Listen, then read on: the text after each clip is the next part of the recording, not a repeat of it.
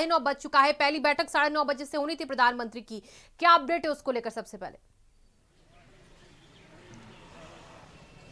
देखिए, तैयारियां अपने अंतिम चरण में हैं और समय हो चुका है। अब से 5 या 10 मिनट बाद जो बैठक है वो शुरू हो जाएगी। इस वक्त हम मौजूद हैं बरेका के प्रशासनिक भवन के सामने। हम अपने सहयोगी नीरज से कहेंगे कि यहाँ का नज़ारा दिख रहा है। ये सामने प्रशासनिक भवन है, इसी में बैठक शुरू होने वाली है। दूसरे जो गेट है उससे तमाम जो संगठन के जो कार्यकर्ता हैं, आज का जो, जैसा कि हमने पहले बताया कि पहला जो कार्यक्रम है आज का, वो पार्टी के जो कार्यकर्ता हैं क्षेत्रीय इकाई के, उनके साथ एक महत्वपूर्ण बैठक है। लगभग 50 मिनट ये बैठक चलेगी। उसके बाद दूसरा सेशन होगा, यानी दूसरा सेशन जो 12 राज्यों के भारतीय जनता पार्टी शासित राज्यों के मुख्यमंत्री कल से आए हुए हैं, उनके साथ 4 घंटे की एक मैराथन मीटिंग प्रधानमंत्री नरेंद्र मोदी करेंगे।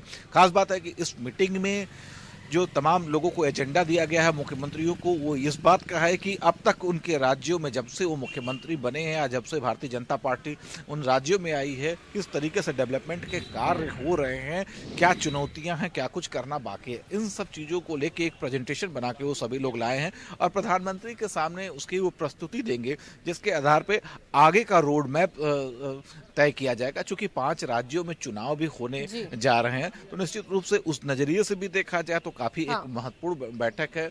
भारतीय जनता पार्टी पूरे देश में अन्य राज्यों में एक महत्वपूर्ण संदेश देना चाहती है, जो यहाँ पे भारतीय जनता पार्टी का शासन नहीं है, उस नजरिए से काफी एक अहम बैठक है। लगभग 4 घंटे ये बैठक चलेगी। इसी से इसके महत्व का अंदाजा लगाया जा सकता है। सामान्यतः दिल्ली में जो बैठक जहां पर आप मौजूद हैं वहीं पर वो बैठक होनी है क्या, और वहां पर अभी कौन कौन पहुंच चुका है इस बैठक के लिए, और पीएम कब तक पहुंचेंगे वहां? देखिए, बामुश्किल 10 मिनट में प्रधानमंत्री का काफिला यहाँ पहुंचने वाला है। अभी यहाँ से करीब लगभग 500 मीटर दूरी पे गेस्ट हाउस है जहाँ प्रधानमंत्री रुके हुए हैं। लोग नाश्ता कर रहे हैं। उसके बाद तमाम मुख्यमंत्री वगैरह सब लोग आएंगे। इसके पीछे एक द्वार है, उस द्वार से उन लोगों को प्रवेश दिएगा। जो कार्यकर्ता हैं अभी पहले सत्र के, वो सभी लोग पहुंच चुके हैं। और जो दूसरी मीटिंग होगी लगभग 4 घंटे चलेगी। उसके बाद ये उमराह जो बनास गाजीपुर बॉर्डर पे है वहाँ जाएंगे। उस नए मंदिर स्वर्वेद मंदिर का वो लोकार्पण करेंगे। उसके बाद दिल्ली के लिए रवाना हो जाएंगे। जी रोहित, ये जो कार्यकर्ताओं के साथ, जो संगठन के साथ तकरीबन 50 मिनट की ये बैठक होने वाली है, इसमें किन किन मुद्दों को लेकर सबसे ज्यादा चर्चा हो सकती है? देखिए, निश्चित रूप से चूंकि प्रदेश में एक नया चुनाव विधानसभा का होने वाला है, औपचारिक घोषणा भले नहीं हुई लेकिन तैयारियां चल रही है। अभी कुछ दिन पहले अमित शाह आए हुए थे। उन्होंने कार्यकर्ताओं को जीत का मंत्र दिया कि किस तरीके से तैयारियां करनी है। ऐसे में प्रधानमंत्री का मात्र एक संदेश, मात्र उनके साथ बैठक करना, उनको ये जताना कि प्रधानमंत्री भी आपके साथ है, एक नई ऊर्जा का संचार करता है। वो क्या बातें कहते हैं वो एक अलग महत्वपूर्ण रखती है। लेकिन जब कार्यकर्ता, एक जमीनी कार्यकर्ता, जो संगठन का कार्यकर्ता है, जो पार्टी का झंडा उठाए रहता है, उसके साथ शीर्ष नेतृत्व के लोग जब बैठते हैं, जब बातचीत आती है, तो एक अतिरिक्त ऊर्जा का संचार होता है। तो निश्चित रूप से वो ऊर्जा का संचार करने आए हैं। और प्रधानमंत्री सामान्यतः बातें कम करते हैं लेकिन सांकेतिक भाषा में बहुत कुछ कहते हैं। जैसे कल के ही कार्यक्रमों को देखा जाए, एक तरफ जहां श्रमिकों को कोई पूछता नहीं है, ऐसे में प्रधानमंत्री नरेंद्र मोदी जिन श्रमिकों ने निर्माण कार्य कराया था, उनके साथ बैठ के न सिर्फ फोटो सेशन करवाते हैं, उनके साथ भोजन भी करते हैं।